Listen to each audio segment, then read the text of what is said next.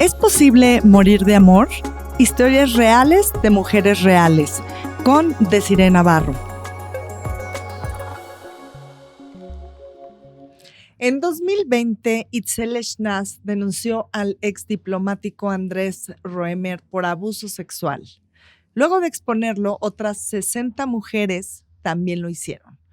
Hoy Itzel está aquí con nosotros y nos cuenta cómo ha sido su camino al ser la primera mujer en denunciar a este depredador públicamente. Itzel, ¿cómo estás? Bienvenida y pues te queremos pedir que nos cuentes tu historia. ¿Cómo inició todo esto? Muchas gracias por tenerme aquí. La verdad es que es muy difícil mirar hacia atrás. A veces no reconozco el camino, pero recuerdo que cuando lo estaba andando tampoco sabía qué hacer, ¿no? O sea, todos los días me despertaba sin saber qué hacer y todas las noches me acostaba pensando que lo había hecho mal, ¿no? Entonces, bueno, pues haber sacado ese video público que fue en febrero del 2021, fue en el 2021, pues sí, evidentemente desató todo aquello que ya suponía, pero es mucho más que una suposición, porque haber estado privada de libertad ahí, violentada y con toda una lógica muy armada, todo un modus operandi de cómo llevarnos ahí a todas nosotras y encontrarme, porque eso es fundamental, con 3 denuncias anónimas, me hizo obviar en un segundo que no era la única, que éramos cientos y que la violencia era brutal. Entonces, ¿qué hice? Pues solo creo que sentarme todos los días durante un año, porque además yo lo conozco a finales del 19 y COVID entra, si no me equivoco, en marzo del 20. Entonces es un momento en donde en todo el mundo hicimos una pausa y a todos nos implicó de diferentes maneras. A mí me gusta mucho escuchar las historias de COVID, ¿no? O sea, como, bueno, yo me mudé de ciudad, en mi trabajo me encerré, ya desde entonces hago home office, ¿no? Fui a casa de mis papás, viví por primera vez con mi madre, ¿no? O sea, como todas estas historias de este encierro, donde no, vivía en cierto lugar y me tuve que mudar, o sea, eso me refiero con mudarme de ciudad, ¿no? Como ya no me alcanzaba y regresé a México, pues como esas cosas, y yo no viví una experiencia COVID, yo viví el encierro de mí misma frente a todos los días pensar quién era este tipo y cómo podía hacerle para denunciarlo. Esto inicia en la Ciudad de las Ideas, en Puebla. Sí. Ahí es donde tienes el primer contacto con él. Sí, ahí es donde tuve la mala, que por desgracia lo conocí. Sí, lo conocí en diciembre 2019, en noviembre de 2019, en la Ciudad de las Ideas, en Puebla, es correcto. Y a raíz de lo que sucede, que quiero decirte que honestamente todos nos quedamos muy impactados de lo que sucedió. Y yo quiero decir públicamente, yo estuve invitada a su boda y asistí, pero, y mucha gente me ha reclamado, ¿no? Tú hasta estuviste en su boda. Oigan, yo quiero decirles que yo creo que ni su esposa lo sabía. No, su esposa sí lo sabe. Honestamente, ¿tú crees que ella lo sabía Sí. antes de casarse? Sí, totalmente. Porque hay conversaciones con sus amigas, hay mensajes de ellas y a las víctimas. Sí, yo estoy completamente convencida de que por las historias de mis compañeras denunciantes y por lo difícil que ha sido este recorrido de denuncia, que su esposa participó de los encierros que tuvimos en ese sótano. Porque yo te quiero decir que no sé la demás gente, pero al menos yo que estuve invitada, jamás me lo imaginé. Y desde el momento en que lo supe, lo denuncié también en redes, con todo el apoyo hacia todas las víctimas. Muchísimas gracias. Sí, bueno, ¿qué implicaciones tiene ser legítimo, no? Uh-huh. Y eso es muy fuerte porque creo que es proporcional a la violencia que se ejerce. Mientras más legítimo eres, más puedes violentar, ¿no? Y es toda una estructura que hay que repensar de diferentes formas, ¿no? Tiene 16 libros publicados, uno de ellos Cómo prevenir violencia de género, ¿no? Así es. Todas las chicas del ITAM, que a mí me parece que si el esfuerzo de estudiar una licenciatura ahí y ser violada durante tu servicio social porque es parte de la bolsa de trabajo, ¿no? Poder cívico. Y son cosas que, bueno, de hecho en algún momento, si no me equivoco, el ITAM dijo que no podía pronunciarse, que ellos no sabían nada al respecto. Sí, porque no te invitamos a la violación. Y hay que hablar de los delitos ocultos, ¿no? Entonces a mí me parece muy delicado que justo como este posicionamiento del ITAM, decir, no nos consta, sin entender cómo operan los delitos, por qué ocurren, quién los legitima. Entonces ahí se convierte, por decirlo de alguna manera, en este primer cómplice. Y yo te podría hablar de, justo ahora tú me cuentas tu historia, ¿no? Pero no sé, puedo hablar de quien sea, Adela Micha. Adela Micha es esta comunicóloga que estudia con él, que crece con él, que son grandes amigos y que 3 años después dice, bueno, pues es que ya siendo tantas que les pasó lo mismo, pues ya no podemos decir que no, ¿no? Pero bueno, y esa es como si a estas amistades les cuesta tanto trabajo decir algo, ¿qué implica a las mujeres que fuimos encerradas en ese sótano, ¿no? Que hacíamos nuestro servicio social con él, que fue nuestro primer empleador, que fue nuestro director de tesis? O sea, una cantidad de historias donde además también yo creo que, y lo voy a decir tal cual, ¿no? Estamos buscando oportunidades laborales y entonces hay algo que a mí me conmueve mucho. Si a mí me tuvieras que regresar a ese momento, jamás creería que estoy frente a ese depredador sexual que es así de... Porque creo que cuando se es fundamentalmente buena persona, tienes derecho a creer en el error y no en la maldad. Así es. No sabes que tienes un violador serial enfrente. Yo estoy segura que tú tampoco imaginaste, nunca te pasó por tu mente que algo así pudiera pasar. Y no solamente que te pudiera pasar a ti, sino que había otras 60 o 100 mujeres, o no sé en qué número vamos en este momento, o cuántas no se han atrevido todavía a denunciar. Bueno, justo un poco lo que dices. Voy a retomar lo que estaba diciendo y justo lo que dices. Estás encerrada, estás privada de libertad en ese sótano y no te imaginas que tienes a un violentador sexual, a un violador serial con esa complicidad política. No te lo imaginas. Porque cuando eres fundamentalmente buena persona, tienes derecho a creer en el error. Entonces tienes a un tipo que se te abalanza y después te dice, ay, perdóname, me ofusqué. No, te juro que nunca en la vida me había pasado esto. Es que es algo que no lo sientes tú también. No pude controlar. Es que yo creo que nunca había escuchado a alguien con tu habilidad. Entonces, mientras te violenta, te está dando una oferta laboral, ¿no? Y te dice, porque te veo y sé que tú deberías de estar haciendo reportajes en Nueva York. Yo tengo un contacto y entonces empieza como en todo este rollo, pero después se te vuelve a balanzar, pero después, y es como una cosa tan truculenta, pero además, tan enferma y tan perversa. Entiendo que en ese momento, bueno, no sé, seguramente él estaba soltero, entonces muchas de las víctimas pudieron haber dicho, ¿no? Me está tirando la onda, quiere una relación bien conmigo, no sé, pudo haberles pasado en algún momento por la mente antes de descubrir ante quién estaban realmente. Sí, yo creo que sí son muchas las realidades distintas las que lo legitiman, porque tenemos que hablar de diferentes círculos de poder, ¿no?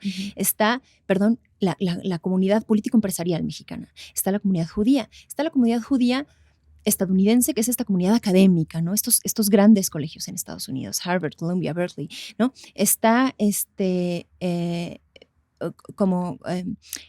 poder que tiene una persona que se dedica a la comunicación, ¿no? Está el poder político, entonces tenemos que hablar como de diferentes círculos de poder, ¿no? Y estaba una gran televisora atrás de él. Está, porque al día de hoy no han hecho ningún comunicado, ¿no? Porque es una televisora nacional que ha limitado información, ¿no? Y que además ha sido brutalmente cómplice. ¿Quién lo está protegiendo, Itzel? Bueno, es una pregunta compleja. En realidad, hoy día está en el Estado de Israel y es una negociación de Estado que venga. Por supuesto que allá hay quienes le protegen, porque además entró cuando no se podía entrar al país, ¿no? En COVID. Y bueno, en fin. ¿Quién lo protegió? En la UNESCO, cuando hubo denuncias de violencia sexual en la UNESCO que fueron silenciadas en 2018, si no me equivoco. A Susana Franco, si no me equivoco, es el nombre de esta actual diplomática mexicana que se encargó de protegerlo allá y de despedir a quienes lo denunciaban. La forma en la que Susana Franco entra a la UNESCO es a través de Marta Delgado y el ex canciller Marcelo Ebrard. Eso ocurrió mucho antes de mi denuncia pública. Al día de hoy existen con Marta Delgado, con Bernardo Noval, colaboraciones. Después de las denuncias públicas, después de las cuentas congeladas, se siguen haciendo negocios con él a través de la Cancillería, en el pabellón Dubái, en todas estas ferias de Frida y Diego que hacen en Washington, en Londres, con desvío de recursos. Dinero que le llega a Israel. Mira, declaraciones hay un montón, testimonios hay un montón, me llegan historias por todos lados y lo que tiene que pasar es que tienen que correr investigaciones al respecto. Entonces yo agradezco muchísimo quien se suma a esas investigaciones, que fue en su momento Latinus, que fue en su momento Animal Político. Estoy hablando de dos medios de prensa completamente distintos, ¿no? Pero para decir quién es Marta Delgado y quién es Bernardo Noval, ¿no? Son grandes cómplices de Andrés. También está, por supuesto, Ricardo Salinas Pliego, ¿no? ¿Por qué? Porque se ha desatado una persecución y eso es cierto, ¿no? También habremos de decir que existan órdenes de aprehensión y que lo estemos denunciando no significa ningún tipo de triunfo, significa una persecución constante durante ya casi 4 años. Una vez que denuncias, Itzel, te conviertes no solamente en una activista, también te conviertes en una presa para él, porque supongo que, por lo que he escuchado, quiere presionar, quiere vengarse, quiere intimidar.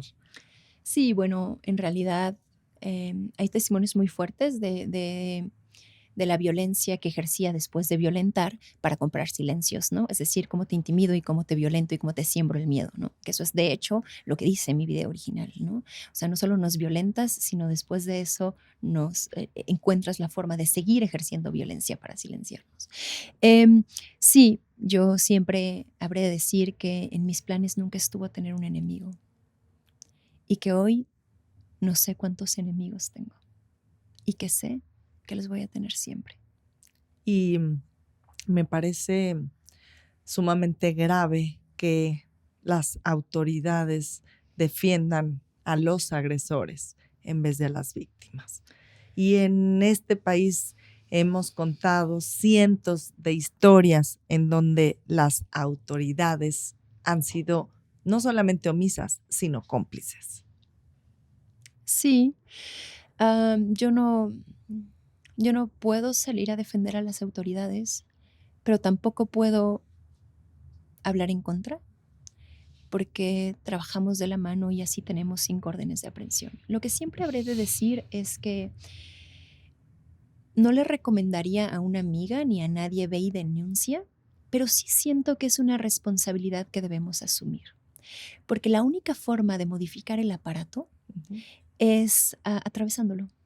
Entonces, hoy me toca enfrentarme a ese ministerio público, a ese peritaje, a esa persecución, a todo lo que implica ese reto para que mañana para alguien más pueda ser distinto. Entonces, no parto de decir que no denuncio porque me revictimizan, sino que denuncio pese a lo que ocurra para poder construir algo distinto. Y eso me parece fundamental. Y bueno, pues frente, en efecto, al país que vivimos y a la violencia que se ejerce en este país, que la verdad, habré de decirlo, para mí es inimaginable, ¿no? Tratar de entender que vives en un país feminicida con fosas clandestinas, ¿no? Pero sí puedo decir que uno de los culpables de que esto existe es Andrés. Porque si puede llevarnos a cientos de mujeres, existen cientos de testimonios, siendo el embajador de la UNESCO, ¿no? Es que es que gracias a tipos como él existen fosas en mi país. Y se lo dije. Y lo miré a los ojos y le dije, ¿quién eres? Tú tienes la culpa de todo lo que pasa. ¿Sabes? Y Itzel, es muy fuerte este testimonio que nos estás dando, de que hayas tenido la valentía no solamente de denunciar, no solamente de enfrentarte a tantos enemigos del sistema que lo protegen en este sistema totalmente patriarcal, repito, en donde defienden al agresor en lugar de defender a la víctima. Y quiero preguntarte si ese dolor, ese coraje que tuviste en ese momento, lo canalizaste para ayudar a que otras mujeres no vivieran tu misma experiencia. No querías que nadie por más supuesto, pasara por lo que tú viviste. hay algo que a mí me parece importante decir, que somos sujetos de herencia. Tenemos que entender que heredamos y vamos a heredar. Y entonces que yo hoy tuviera voz, me lo posibilitaron las muchas sin voz y probablemente las muchas sin rostro y sin nombre, desaparecidas así, como si no tuviesen nada, ¿no? Entonces, cuando tú sabes que no eres más que el resultado del empeño de muchas y que probablemente no eres nada más que un cachito de todas, ¿no? Sabes que tu responsabilidad es la misma. Yo siempre digo que la denuncia existe por 3 razones fundamentales, porque ocurre hoy y no hace 10 años, es decir, una dimensión espaciotemporal, y que es de la que estoy hablando ahorita. Y hablar de que ocurre, hoy lo puedo hacer, no es en términos de posibilidad, es en términos de responsabilidad, porque heredé la posibilidad de hablar y tengo la responsabilidad de hacerlo. Y esto es como si te quedas en el camino, tenías la responsabilidad de intentarlo, porque es la única opción que tienes para seguir trazando el camino de aquello que heredaste. Y yo me despertaba sabiendo que me iba a quedar en el camino. Y cuando empieza la persecución en mi contra, sé que me van a matar, pero tengo la responsabilidad. ¿Has recibido amenazas? Sí, o sea, previo a la salida de mi video, una vez que justo quien le notifica a Andrés que yo estoy haciendo esta denuncia es Grupo Salinas, porque estaba yo con Jacqueline Loaz en la unidad de género, ¿no? Y ahí se desató una especie de persecución. Igual también yo le dije, cuando ese video salga voy a ser el menor de tus problemas. Y ahí empezó una persecución en contra de mis compañeras. Me parece que ahorita vemos blancos muy claros, ¿no? Somos las 5 órdenes de aprehensión, ¿no? Probablemente quienes nos representan, nuestras abogadas y nuestros abogados. Y yo, que a pesar de que peleo por poder tener una orden de aprehensión y que por los delitos de violencia no prescriban, ¿no? Sí. El abuso sexual no prescriba, pues no tengo ninguna forma de ir contra él porque mi delito está prescrito. Entonces, aunque yo no tengo orden de aprehensión, pues intuyo que le implico un conflicto importante y que son mis 5 compañeras denunciantes las que sí logran esta orden de aprehensión, nuestras representantes legales, y es contra nosotras con las que va. Persigue a nuestros hijos, persigue a nuestras familias. Y bueno, pues ya eso, lo peor de saber que Andrés es tu enemigo es que no sabes cuántos enemigos tienes. Lo mejor de saber que Andrés es tu enemigo, como siempre lo he dicho, gracias. Muchísimas gracias, Andrés, por haber sido el puntual y miserable personaje que nos sirve de ejemplo para gritar en voz alta, porque como se trataba de ti, nos escucharon. Itzel, él se dice víctima, lo ha dicho en varias ocasiones. Para ti, supongo que has estudiado su comportamiento, todo este tema. ¿Es una persona que está enferma? Es una persona no consciente de lo que hizo.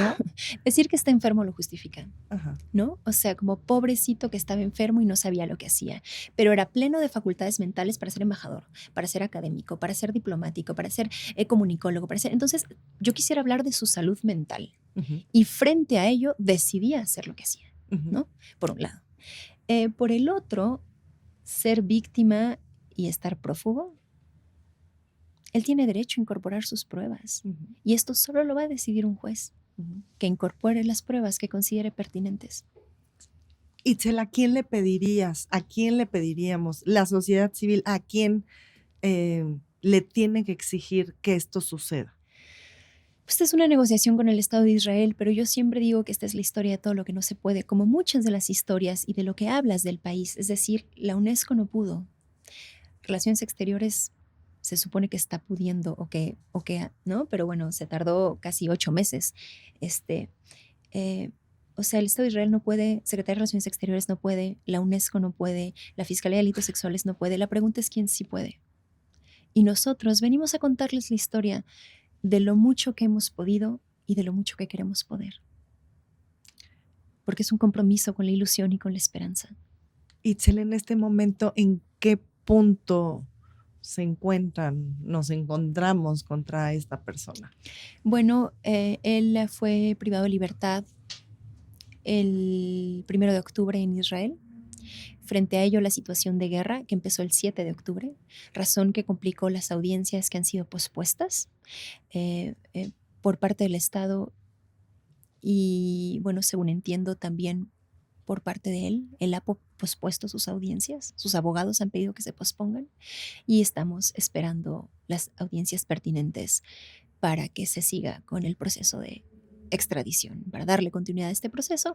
A nosotros nos encantaría que algún internacionalista, que pudiéramos tener una especie de representación allá, que en estas audiencias, porque además es un derecho, como denunciantes tenemos el derecho, ¿no? Y tienes el derecho a la justicia, tú y todos, ¿no? Pero bueno, a mí me preocupa un poco que en Israel solo escuchen su voz, ¿no? Porque si algo pudiéramos tener en común, él y yo, es que, y probablemente tú también, es que nadie confía en el Estado mexicano. Entonces, si él se victimiza y dice, pobre de mí en México, pues lamentablemente el Estado mexicano no nos ha dado las herramientas para creer que es un país donde se respetan los derechos humanos. Entonces, Andrés es parte de ello, ¿no?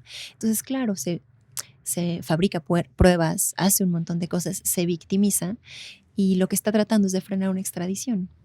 A mí me encantaría que en el Estado de Israel escucharan nuestra voz, que tuviéramos algún tipo de representación y que supieran que más allá de sus pruebas, las que sea que tenga, pues empezara el debate y la posibilidad de refutarlo. Supongo que eso es en un juicio y supongo que eso es si viene, ¿no? Ojalá venga. Y no lo digo por mí y tampoco por mis compañeras denunciantes. Para todas nosotras ha sido una odisea. Yo siempre digo que cometí un gran error porque cuando me esforzaba en denunciarlo, yo estaba así como súper empeñada y decía, a mí y a todas nosotras, quién sabe cuántos somos, todavía no era la denuncia, no era pública, nos tiene que explicar por qué nos hizo esto, nos tiene que decir por qué nos hace esto, ¿no? Pero cuando me di cuenta de cuántas éramos y cómo operaba, era, por ejemplo, una red. ¿no? O sea, es como yo le decía a la UNESCO, es que nos tienen que decir por qué participaron de hacerlo legítimo, por qué silenciaron denuncias y por qué esto ocurrió. Y siempre creía que la explicación nos la debían a nosotras. Ahora creo que nos la deben a todo México. Y solo por eso Andrés tiene que venir y enfrentarse a la justicia. Itzel, para todas las personas, para todas las mujeres que nos están escuchando, ¿qué significa que el delito haya prescrito? La prescripción implica que hay un tiempo determinado que te da derecho a denunciar y que si no denuncias en ese periodo de tiempo, el delito no existe, ¿no? Yo siempre digo que habremos de hacerlo existir y que si mi cuerpo no olvida, el Estado tampoco debería. Y esa es la campaña que estamos impulsando en contra de la prescripción a los delitos por violencia sexual. No va a ser un recorrido ni sencillo ni pronto, pero es importante que que se entienda la complejidad que una mujer vive para poder, yo siempre digo que entre, es que es todo un recorrido, ¿no? Siempre que hablas te dicen por qué no denuncias, y siempre que denuncias por qué no pasa nada, porque no hay sentencia. El periodo previo a que una mujer hable es gigante. Cuando habla a que denuncie es una odisea.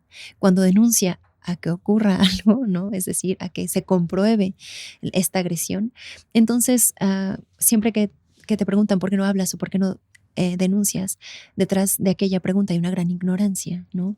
Y tratando de entender estos recorridos tan complejos y tan válidos de una mujer que además jamás debió de haber vivido ello, jamás debió de haber sido violentada, es que vamos a impulsar y a pelear porque se elimine la prescripción a los delitos por violencia sexual. Y bueno, pues este es un proyecto que